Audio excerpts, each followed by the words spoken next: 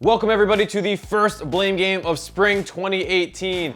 I don't know why the first one is in week 2. Definitely doesn't have anything to do with me picking an overly ambitious topic in week 1. But here we are, and we are off to a crazy start so far this season. And just like any time things don't go according to expectations, fans start getting upset. So let's look at 2 teams that people expected to be in the top early on. We'll kick things off with CLG, the team that is synonymous with teamwork the past couple of splits, but has looked completely lost early on. Dixxay in particular has turned in some bad performances, and fans are starting to give him a lot of criticism for it. In the Clutch Gaming one, people were particularly upset because it happened with Ezreal, who was considered a safe pick. Let's get this safe notion out of the way first. This lane can be hard. Not in a, I'm pushed in under my turret at 50% HP all the time kind of way, but in a, oh my god, if I get hit by a single skill shot, I'll get chain CC'd to death.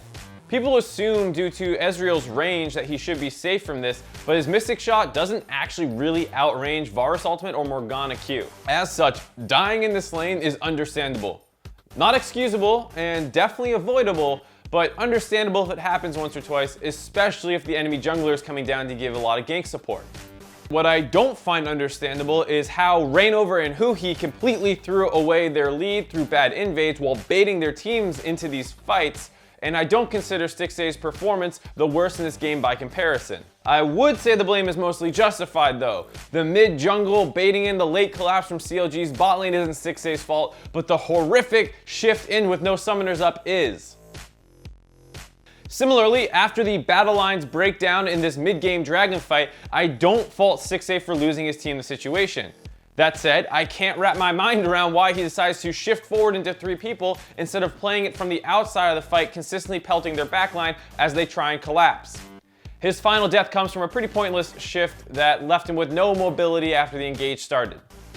This game comes attached with a couple other performances this split where Dixxay has died in some completely baffling looking ways. He's clearly struggling this split, and I think the outlandish nature by which he is dying sometimes is making things look worse than their actual impact on the game relative to his team's other mistakes. Let's wrap things up with TSM and their win versus Optic. I don't often do blame games on players on winning teams, but I felt like I should chime in for all the flack that Yeung is getting for his invisible Eve pick. A lot of people question the Evelynn pick this game, but I think I understand what TSM was looking to do here.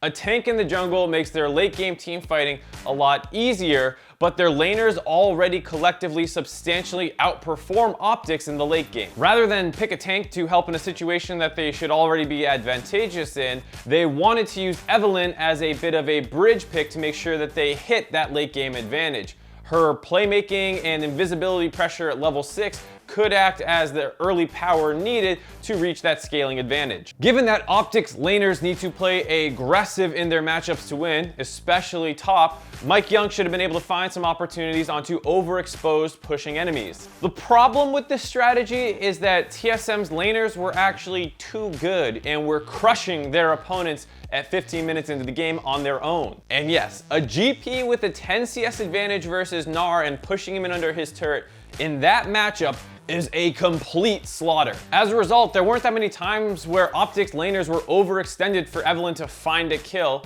partially due to her invisibility pressure and partly due to TSM's laners. TSM ends up with some pretty significant gold leads, mostly off the back of having individually stronger laners, and that's it. That said, don't take this write-off of an inactive early game as a pardon for his mispositionings and inability to find pickoffs later into the game. I would also say, without going too far down the rabbit hole of whose fault is it TSM is struggling, that I am more disappointed in the other 4 teammates for being unable to find ways to close these games out, considering that all 4 of them are regional champions and worlds attendees. Yeung definitely needs to step up to prove he deserves to be on this roster with those other 4 teammates, but as of right now, the problems with TSM lay much deeper than with him in particular.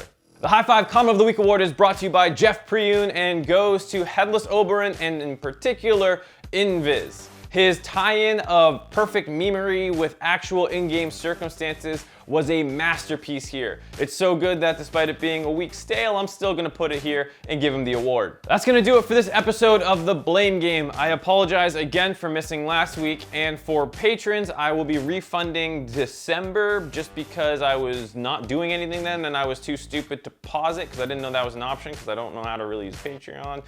Anyways, thank you guys so much for watching, and I will see you for Academy on Friday. Whew. I know a lot of people have debated best of 3 versus best of 1, but I gotta say, selfishly, for making the blame game, best of 1 is 10 times better because I don't need to watch like 50 games. That shit's a nightmare.